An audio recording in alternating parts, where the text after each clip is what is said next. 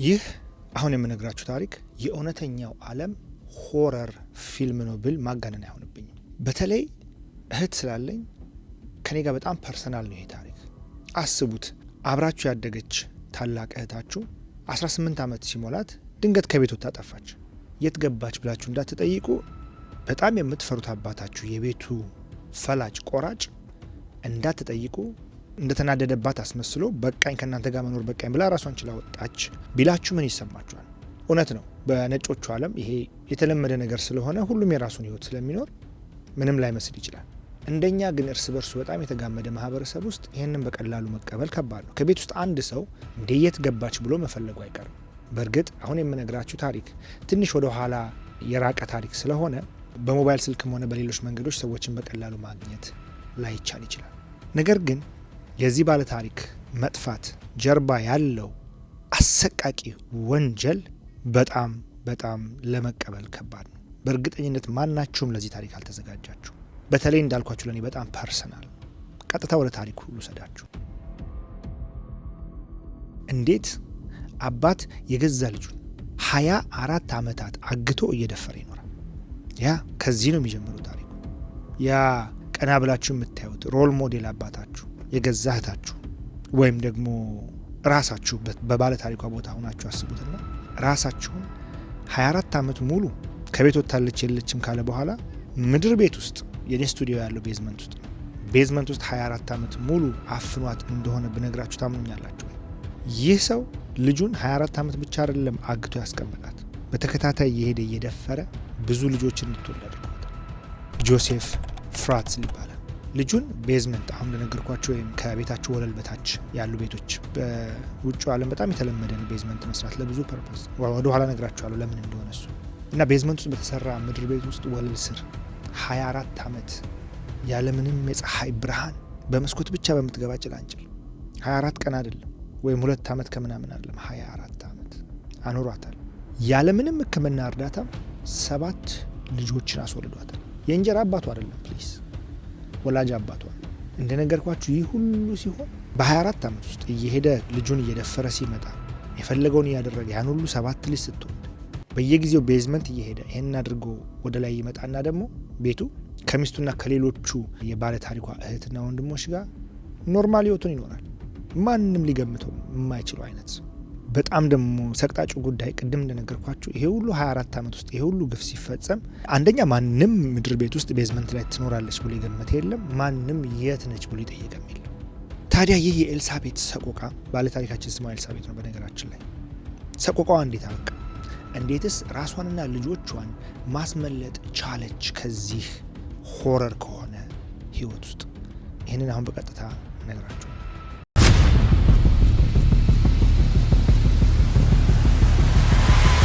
ልጁን ለአመታት ሲደፍር የነበረው ጆሴፍ ፍራትስ ከውጭ ለሚያዩ ሰው ኖርማል ሰው፣ ምንም የተለየ ነገር አታዩበትም። አግብቷል፣ ልጆች አሉት፣ ቤተሰቡን የሚያኖርበት ጥሩ መኖሪያ ቤት ገንብቷል፣ ከጎረቤቶቹም ሰላምተኛ ነው። ቤት ውስጥ ግን ይህ ሰላማዊነቱ ፈጽሞ የጠፋ ሰው፣ በጣም ኃይለኛ፣ ሚስቱና ልጆቹን የሚደበድብ፣ በትንሹም በትልቁም የሚቆጣ፣ ከሁሉም በላይ ደግሞ ኤልሳቤጥ ላይ ክፉ አይኑን የጣለባት ሰው ነው ጆሴፍ። ምን አይነት ሰይጣን ቢገባበት እንደሆነ አላውቅም። ኤልሳቤጥም ቤት ውስጥ ሰው ከሌለ በጣም ነው የሚጨንቃት። በተለይ እህትና ወንድሞቿ እናቷ ለሆነ ጉዳይ ከቤት ከወጡ እስኪመለሱ በጣም ነው የምትጨነቀው።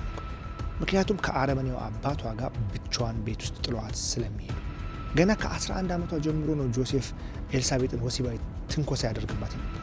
እናም ቤት ውስጥ ቤተሰቡ በጣም አባቷን ይፈራ ስለነበረ በዛ ላይ 11 ዓመት ልጅ ነች። በ11 ዓመት አእምሯ አባቴ እንዲያደረገብኝ ብላ ለማንም ለመናገር ድፍረቷ አልነበራት። ማንም ያምነኛል ብላም አታስብም ነበር በዛ ሰዓት። እናም ከዛ እድሜዋ ጀምሮ ሁል ጊዜ የምታስበው ቤቱን ጥላ ብን ብላ መጥፋትን ብቻ ነበር። በእርግጥ አድርገዋለች። ብዙ ርቀት ባትሄድበትም በ15 ዓመቷ ከቤት ለመጥፋት ሞክራ ነበር። እናም ቤተሰብ ያው ፖሊስ ጋር ይደውላል ከቤት ስትጠፋ። ፖሊስም ከያዛት በኋላ እድሜዋ ከቤት ወጥቶ ለመኖር በቂ ስላልሆነ ገና ስላልደረሰ ገና 15 ዓመቷ ስለሆነ ወደ ቤተሰቦቿ ይመልሷታል። እና ከዚህ በኋላ ነው አባቷ ጆሴፍ በጣም ቂም ስለያዘባት አይኑን ጥሎባት ነበር። ቂም ብቻ አይደለም፣ እንዴት አድርጎ የራሱ ብቻ አድርጎ ወዴትም እንዳታመልጠው የትም እንዳትሄድ ለዘላለሙ በሱ ቁጥጥር ስር እንድትሆን ማድረግ እንዳለበት ማሰብ የጀመረው ከዚህ ጊዜ በኋላ ነው።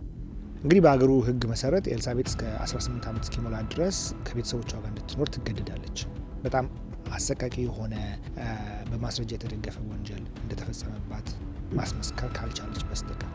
እናም አሁን 3 ዓመት አላት ከቤተሰቦቿ ለመውጣት። ይህ 3 ዓመት ደግሞ ጆሴፍ ይህንን ሲኦል የሆነ ሰይጣናዊ እቅዱን ለመተግበር በጣም በቂ ጊዜ ነበር። ከቤት 18 ዓመት ሞልቷት ከመውጣቷ በፊት ሊያደርገው ላሰበው ተንኮል። እናም ይህንን በማሰብ ነው ከቤቱ በታች ግቢ ውስጥ ልክ እንደ ስቶሬጅ አለ አይደለ፣ የእቃ ማስቀመጫ የሚመስል ልክ ጠበብ ብሎ ቁመቱም ማጠር ያለ እንደ መጋዘን ያለ ቤት ነው። ከዛ በኋላ ወደታች ስትገቡ ደግሞ ሙሉ ሌሎች ክፍሎች ያሉት አንደርግራውንድ የሆነ ሙሉ መኖሪያ ቤት ይሰራል። እናም ያንን በሚሰራ ሰዓት ቤተሰቦቹ ለምንድን ነው ይህንን መጋዘን የምትሰራው? ምን ሊያደርግልህ ነው እንደዚህ አንደርግራውንድ ነገር ከመሬት በታች ያለ ነገር የምትሰራው ብለው ይጠይቁታል። የሚሰጣቸው መልስ በጣም የሚገርም ነው። ጦርነት ቢነሳ ለመደበቂያ እንዲሆነን ለእኛው አስቤ ነው የምሰራው ይላቸው። እንግዲህ ይህ ምክንያት አሁን ላይ ቢሆን ማንም ተቀባይነት አይሰጠውም ነበር። ምክንያቱም በዚህ ሰዓት ለዚህን ያህል ደረጃ ሰዎች ቤዝመንት ቆፍረው እስኪገቡ የሚያበቃ በቂ ጦርነት ስጋት የለም። ነገር ግን በ1980ዎች በተለይ በ1984 ሰዎች ይህንን ታሪክ ለማመን ምንም አይነት ቅንጣት ታክል አይጠራጠሩም ነበር። ምክንያቱም በ1984 አውሮፓውያን ከቀዝቃዛው የዓለም ጦርነት አጋማሽ በኋላ ከቀዝቃዛው ጦርነት ለመውጣት እየሞከረች ነበር። እናም ድንገት ጦርነት ቢነሳና የኒውክሊየር ጥቃት ቢፈጸም ምን እንሆናለን የሚል ስጋት ብዙ ሰዎች ጋር ነበር። እናም ጆሴፍ ይህንን ስለሚያውቅ ነው ወለል ቤቱን የምሰራው እንደዚህ አይነት የጦርነት ስጋቶች ቢመጡ ቤተሰቦችን ይዤ የምገባበት እናንተን ይዤ የምሸሽበት ነው ብሎ ለቤተሰቡ እንደ ምክንያት ያቀረበው። ታዲያ ይህንን ቦታ ማንም ሄጄ ሊየው ልጎብኘው ያለ አንድም ሰው አልነበረም። ቅድም እንደነገርኳችሁ ጆሴፍ በጣም ቁጡ ስለሆነ እሱ ካለው ውጭ ምንም ነገር የማይፈጸም ስለሆነ ማንም ጥያቄ ማንሳት ማንም ሄጄ ሊየው ማለት አይችልም ነበር። እናም ምድር ቤቱን ኤልሳቤጥ 18 ዓመት እስኪሞላት ድረስ ሰርቶ ጨረሰ። በወቅቱ ልክ እሱ ቤቱን ሰርቶ ሲጨርስ ኤልሳቤጥ 18 ዓመት ሞልቷት ሃይ ስኩል ጨርሳ በአንድ አነስተኛ ሬስቶራንት ውስጥ ተቀጥራ ለመስራት ስልጠና እየወሰደች ነበር። እቅዷ የነበረው ምንድን ነው? ስልጠናዋን ጨርሳ ልክ ስራ ስትጀምር ሹልክ ብላ ማንም ሳያት ከዛ ቤት ለአንድና ለመጨረሻ ጊዜ ራሷን ችላ ለመውጣት ነበር፣ ነጻነቷን ለማግኘት። ጆሴፍ ግን ኤልሳቤጥ ይህንን እቅዷን ከመፈጸሟ በፊት ቀደማት። እናም በአንዲት የተረገመ ቀን ከመጋዘኑ ከሰራው መጋዘን ሄደን እቃ እናምጣ ይላትና ወደዛ ይወስዳታል። በዛውም መጋዘኑ የሰራውትን መጋዘን ላሳይሽ ብሎ ይዟት ይሄዳል። እናም እዛ ከወሰዳት በኋላ ወደ ውስጥ ካስገባት በኋላ እሷ ውስጥ እያለች እሱ ከውጭ ወጥቶ ላይዋ ላይ ቆለፈባት። በነገራችን ላይ መጋዘኑ ብትጮሁ ማትሰሙበት ሳውንድ ፕሩፍ የሆነ ምንም አይነት እንቅስቃሴም ማድረግ የማይቻልበት ለ3 ዓመት ነው የገነባው። እንግዲህ ይታያችሁ በሮቹ ራሱ እንደምታዩት በመግፋትና በመጎተት የሚከፈቱ ናቸው። የሚሰበሩ አይነት አሉ። ድምፅ እንኳን ማስወጣት አይችልም። ኤልሳቤጥ በሰዓቱ እየጮኸች ምን አጠፋው ለምንድን ነው ይህን የምታደርገው ብላ ብትጠይቀውም ጆሴፍ ምላሽ አልሰጣትም። ይባስ ብሎ አፍንጫዋ ላይ የሆነ ማደንዘዣ የሚሸት ነገር ካደረገ በኋላ ራሷን ስታ ትወድቅ ያደርጋታል። እናም ኤልሳቤጥ ጆሴፍ በሰራው ምድር ቤት ውስጥ ታግታ ማንም ሳያያት 24 ዓመታትን አሳልፋለች።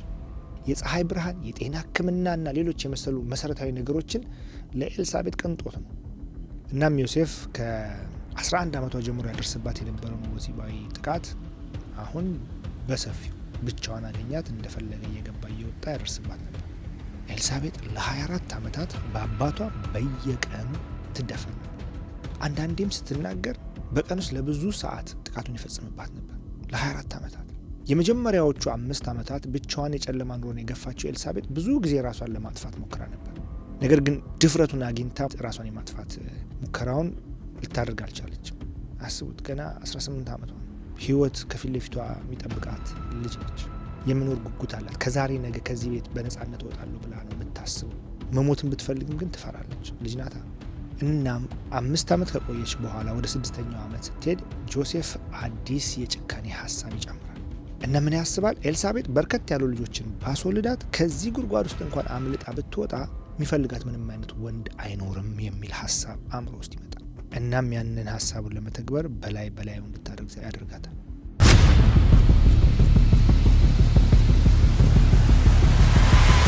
ሌላው የዚህ አረመኔ ሰው ሀሳብ የነበረው እነዚህም ብዙ ልጆች ለማሳደግ ገንዘብም ስለማይኖራት በኢኮኖሚ እሱ ላይ ጥገኛ እንደምትሆን በማሰብ ነው በላዩ ልጆች እንድትወልድ ያደርግ የነበረው። እናም ኤልሳቤጥ በ24 ዓመት በዛ ቤዝመንት ቆይቷ 7 ልጆችን ከገዛ አባቷ ወልዳለች። ማይክ ስትል የሰየመችው አራተኛው ልጇ በገጠመው የጤና እክል በሰዓታት ውስጥ ወዲያው ቢሞትም ሌሎቹ ልጆች ግን ምንም ሳይሆኑ እዛ ቤዝመንት ውስጥ ማደግ ችለዋል። በጣም የሚገርመው ከቤተሰቦቹ አልፎ አልፎ እንግዲህ እንደነገርኳችሁ ሌላ ላይፍ አለው፣ ሌላ ህይወት አለው እና በዛ ህይወት ውስጥ አልፎ አልፎ ከቤተሰቦቹ ኤልሳቤጥን የሚመለከት ጥያቄ፣ ሀሳብ እንደዚህ ቤተሰብ በተሰበሰበበት ሲነሳ በአስቸኳይ ኤልሳቤጥ ጋር ይመጣና አትፈልጉኝ፣ የራሴን ህይወት መርጫለሁ የሚል ደብዳቤ እንድትጽፍ ያደርጋት ነበር።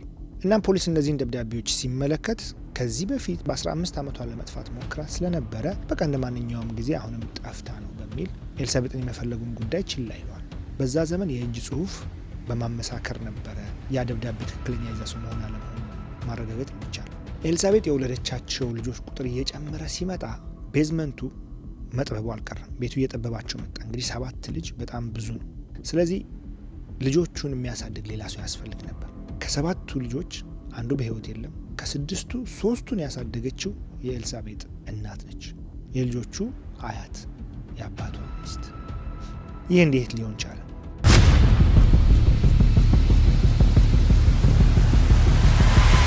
ሶስቱን ህጻናት በተለያየ ጊዜ ጆሴፍ ራሱ በራቸው ላይ ከደብዳቤ ጋር ያስቀምጣቸዋል።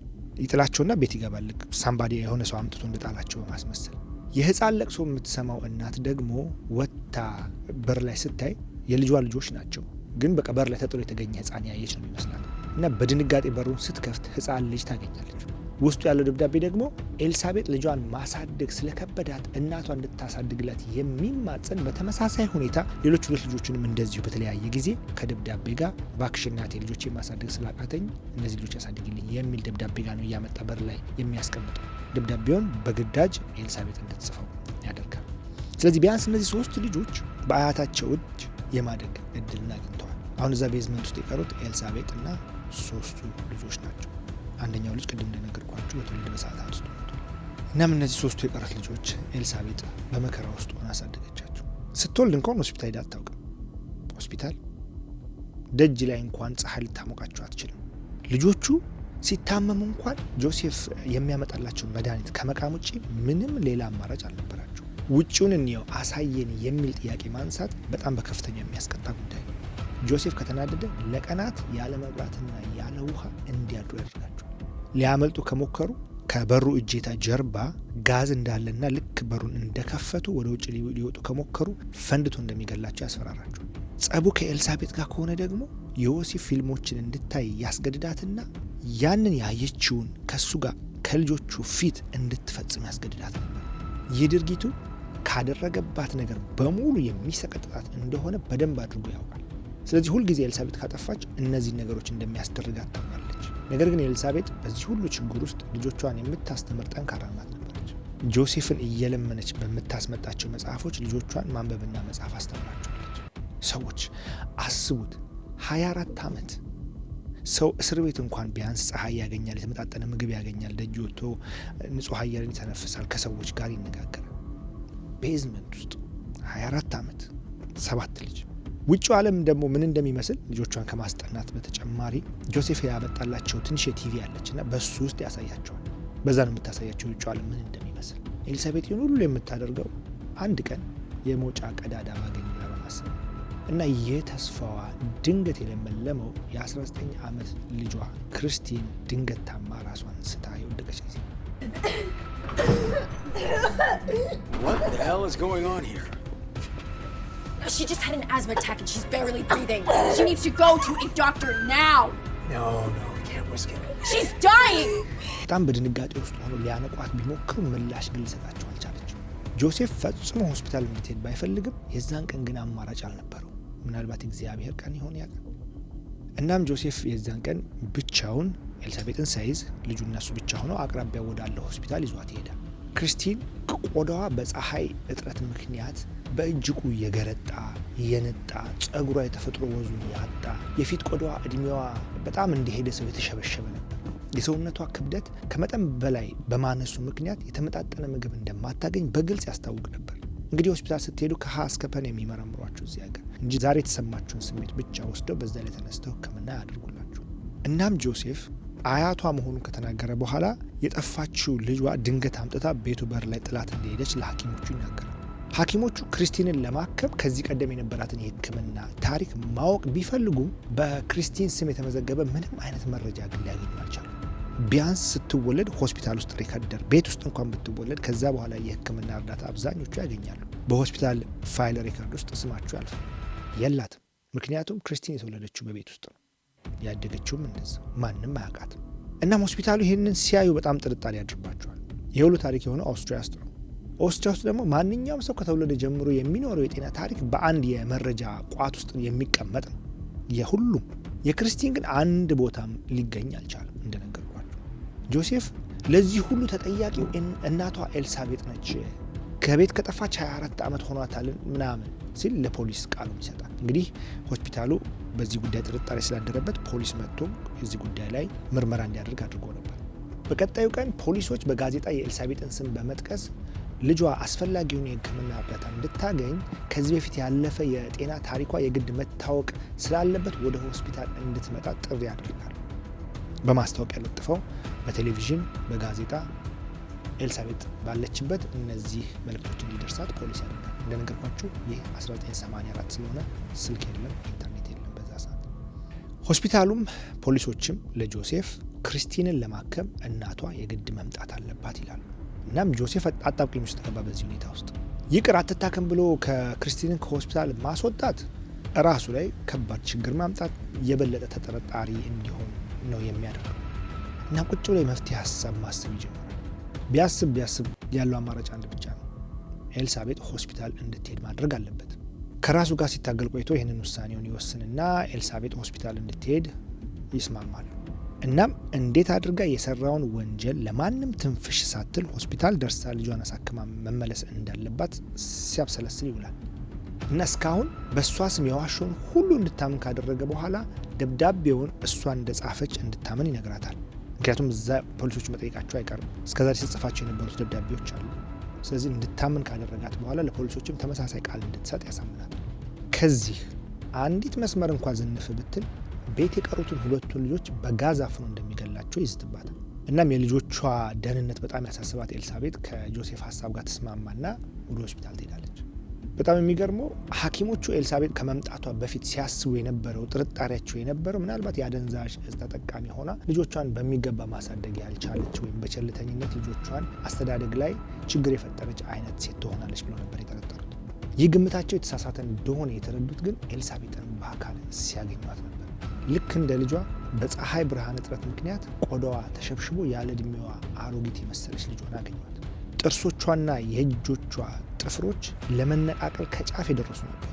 እናም ልክ ሆስፒታል እንደደረሰች ፖሊሶች ለጥያቄ እንደሚፈልጓት ይጠሯትና እዛ ሆስፒታል ውስጥ አንድ ክፍል አስገብተው ጥያቄ መጠየቅ ይጀምራል። ቃሏን እንድትሰጥ ያደርጓል። ኤልሳቤጥም ከመከራዋ ልታመልጥ ከ24 ዓመት ሰቆቃና ስቃይ ልታመልጥ የቀራት አንድ ለፖሊሶቹ ታረከችላቸው። እናም ይህ ቃሏ እሷንና በሕይወት የቀሩትን 6 ልጆቿን ነጻ ወጣላቸው። እናም ኤልሳቤጥ ከ24 ዓመት በኋላ ከጉድጓድ ውስጥ ወጥታ ዳግም ከእናቷና ከሌሎች እህት ወንድሞቿ ጋር ለመገናኘት በቃች። በጣም የሚገርመው ቤተሰቦቿ ከሚኖርበት ወለል ስር ይሄ ሁሉ መዓት ሲከናወን የሰሙት ልክ ከፖሊስ እኩል። ኤልሳቤጥ ለፖሊሶች የሰጠችው ቃለ መጠይቅ የ11 ሰዓት ቃለ መጠይቅ ነበር። የ24 ዓመት ታሪክ በ11 ሰዓት ራሱ ተተርኮ የሚያልቅ አይመስለኝ። ቃለ መጠይቁ በጣም ረጅም ከመሆኑ የተነሳ ፍርድ ቤቱ በየ2 ሰዓቱ እየከፋፈለ ነበረ ቃለ መጠይቁን የተመለከተው። እናም ፖሊስ የሰበሰበውን መረጃ ምክንያት በማድረግ የኤልሳቤጥንም ቃል ምክንያት በማድረግ ጆሴፍ ላይ ክስ ይመሰርታል። የመጀመሪያው የፍርድ ቤት ቀጠሮ ቀን ኤልሳቤጥ መገኘት አልቻለችም ነበር። ያው ታሪኳ ሰዎችን ሊያስተምር እንደሚችል በማሰብ መጽሐፍ ለማሳተም በዝግጅት ላይ ነበረች። በጣም የሚገርመው በዛው ቀን የመጀመሪያ የፍርድ ቤት ቀጠሮ ላይ ጆሴፍ ጠበቃ ይዞ የቀረበበትን ክስ ለመከላከል ሞክሯል። አንዳንድ ጠበቆች ግን በእውነት ስለ ሕሊና የምትሰሩበት ቀን መቼ ይሆን? ከገንዘብ ባሻገር አንዳንድ ያልወክልም ማለት እኮ አለ። በሌላ ታሪክ አመጣላችኋለሁ አልወክልም ያሉ ጠበቆችን ታሪክ። በሌላ ቀን ግን ኤልሳቤጥ በሚቀጥለው ቀጠሮ ፍርድ ቤት ቀረበች። ጆሴፍም የፈጸመውን በደል አመነ። የሚቀርብበትን ቅጣትም ሙሉ በሙሉ እንደሚቀበል አመነ። ፍርድ ቤቱም ጆሴፍ በፈጸመው ከሰብአዊነት የወጣ ድርጊት የእድሜ ልክ ጽኑ እስራት ፈርዶበታል። ምናልባት 15 ዓመቱን በእስር ካሳለፈ በኋላ በይቅርታ እንደሚለቀቅ ማመልከት እንደሚችል ፕሮል የሚሉት አለ አይደል? 15 ዓመቱን ሰርቭ ካረገ በኋላ 15 ዓመቱን ከጠጣ በኋላ ከዛ በኋላ ይቅርታ አድርጎልኝ ብሎ እንደ አዲስ ይቅርታ ለመጠየቅ እንደሚችል ነው ፍርድ ቤቱ ፍርዱን ያስተላለፈበት። ይቅርታው ተቀባይነት የሚያገኘው ጆሴፍ በእስር ቤት ውስጥ በሚኖረው ስነ ምግባር ያንን መነሻ በማድረግ ነው። በዚህ ውሳኔ ላይ በጣም ብዙ ሰዎች አስተያየታቸውን ሰጥተውበታል። ይህ ሁሉ አሰቃቂ ወንጀል ፈጽሞ ለምን ጽኑ እስራት ወይም በሞት አልተቀጣም የሚሉ አስተያየቶችን አንብቤያለሁኝ። ይቅርታ የሚገባ ሰው ስላልሆነ ከ15 ዓመት በኋላ ይቅርታ መጠየቅ እንዲችል የተባለለት ያቺ መብት እንድትነሳ ወይም መነሳት አለበት ያሉ ብዙ ሰዎችም ነበሩ።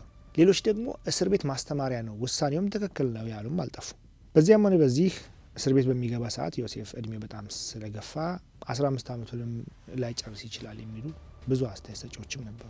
ምክንያቱም ጆሴፍ በፖሊስ ቁጥጥር ስር ሲውል የ73 ዓመት አዛውንት ነበር። እንግዲህ አሁን 2025 ላይ ነን፣ 90 ዓመት ሞልቶታል። ጆሴፍ አሁንም ድረስ በሕይወት አለ። ከእርጅናው በተጨማሪ ጤናውም እጅግ አሳሳቢ ደረጃ ላይ ይገኛል። ከእስር ቤት ግን አልተለቀቀም 15 ዓመት ቢያልፈው።